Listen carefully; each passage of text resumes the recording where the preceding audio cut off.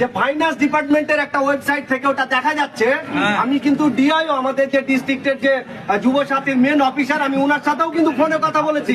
এটা নিয়ে আমি একটা ভিডিও করেছিলাম যে উনি যেটা বক্তব্য দিয়েছেন যে যাদের এরকম সমস্যা, স্যারের কাছে কতটা আছে সেটা তো স্যার তোমরা শুনলে, যে যাদের এরকম সমস্যা যে আমি ফর্ম ফিল আপ করেছি, জমা দিয়েছি, টাকা ঢোকেনি, আমার অ্যাকাউন্ট নাম্বার ভুল, আমি হয়তো ফর্ম ফিল আপ করে অনলাইনে ফর্ম ফিল আপ, আমার অ্যাকাউন্ট নাম্বার ভুল বলতে কিরকম, ধরো 0501010 আছে, তো 05011 হয়ে গেছে, অনেকের হয়েছে, কিন্তু আমার এক ভাস্তারও হয়েছে। এই যত ধরনের সমস্যা আছে, ব্লকের যে যুব কল্যাণ দপ্তর আছে, আজকে তোমাদের আসার পরে আমাকে 7-8 জন কিন্তু ফোন করেছিল, আমি বাড়িতেই ছিলাম।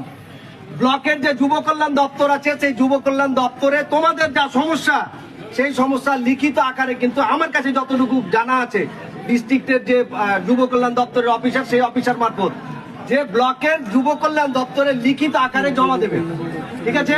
জমা দিলে, জমা দেওয়ার পরে তোমরা রিসিভ নেবে ওখান থেকে, যে আমি যে জমা দিয়েছি ফর্ম, আমার প্রবলেম, আমি রিসিভ নিয়ে নিলে এবার এই সাপোর্টিং ডকুমেন্ট সহ তোমাদের অ্যাপ্লিকেশন গুলো চলে যাবে ডিস্ট্রিক্টে, ডিস্ট্রিক্ট থেকে যাবে ফাইন্যান্স ডিপার্টমেন্টে।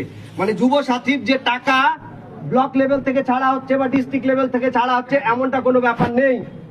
ফাইন্যান্স ডিপার্টমেন্ট একদম কলকাতা থেকে ডিরেক্ট ট্রেজারি মারফত আসছে, ফাইন্যান্সের এতে ট্রেজারি থেকে অ্যাকাউন্টে টাকা যাচ্ছে। এটা হচ্ছে মেন বিষয়। এবার কারো কি কোশ্চিন আছে বলো? আমি